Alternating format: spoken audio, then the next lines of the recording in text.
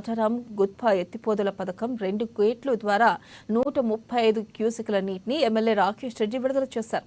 ఖరీఫ్ పంట సాగు కోసం రాష్ట్ర విత్తన అభివృద్ధి సంస్థ చైర్మన్ అన్వేష్ రెడ్డితో కలిసి ఎమ్మెల్యే విడుదల చేశారు. ఇక రైతుల సమన్వయంతో నీటిని పొదుపుగా వాడుకొని పంటలు సాగు చేసుకోవాలని ఎమ్మెల్యే పాడి రాకేష్ రెడ్డి సూచించారు. ఇక రైతులకు నీటి ఇబ్బంది తలెత్తకుండా ఏమైనా సమస్యలుంటే తమ దృష్టికి తీసుకురావాలని కోరారు.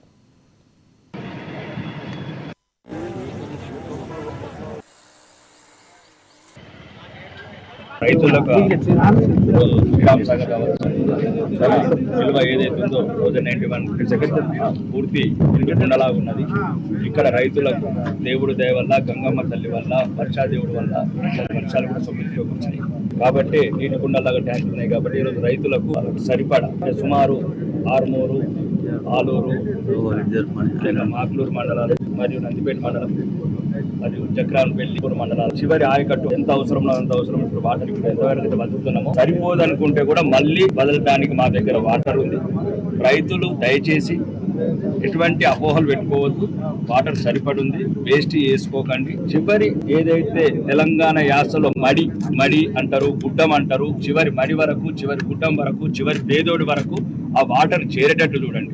ముందున్నోడు దాన్ని దుర్వినియోగం చేస్తే ఎన్నుకున్నోడికి ఇబ్బంది అవుతుంది. నీళ్లు